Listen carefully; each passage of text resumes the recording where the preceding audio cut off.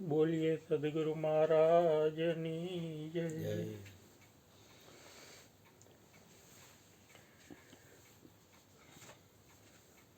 સોક્રેટિસના જીવનનો એક પ્રસંગ છે. એને એક અબજોપતિ ધનપતિ હતો ને, મરવા ગયો.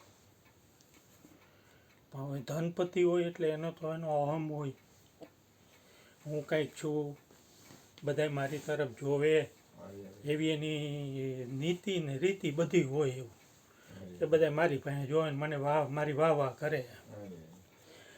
એ સોક્રેટિસે જોઈ લીધું કે ભાઈ આમાં અહમ ભર્યો પૂરેપૂરો, એ કાઢવો જોશે. એટલે એને આવકાર આપ્યો. આવકાર આપીને બેસાડ્યો. પછી કે તમે બેસો, હું 2 મિનિટમાં આવું છું. એટલે બાજુના રૂમમાં ગયા એ, અને ત્યાંથી નકશો લેવા દુનિયાનો, જગતનો નકશો લેવા.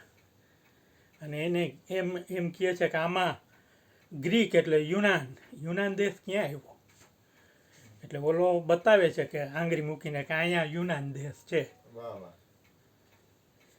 પણ એ કે તમે મને આ શું કરો છો, મને કંઈ સમજણ નથી પડતી. તો કે તું જો તો ખરા, બીજો પ્રશ્ન કરે છે.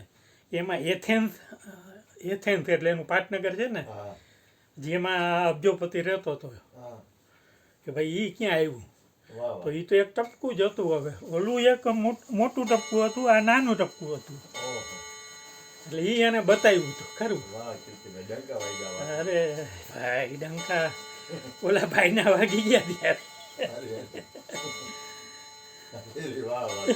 પછી હવે આ છેલ્લો પ્રશ્ન એ કે એમાં તારો મેલ ક્યાં છે?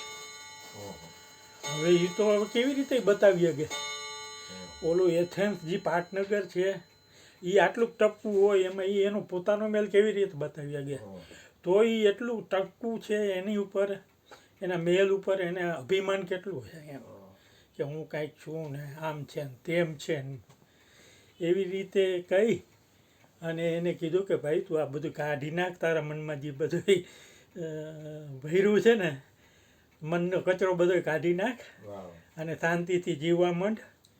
તો તું આગળ વધી શકીશ, નહીં તો આમાં તારું પતન થઈ જાય બધી વાતે. એમ કરી અને એના અભિમાનને દૂર કર્યું એને. બોલીએ સદગુરુ મહારાજની.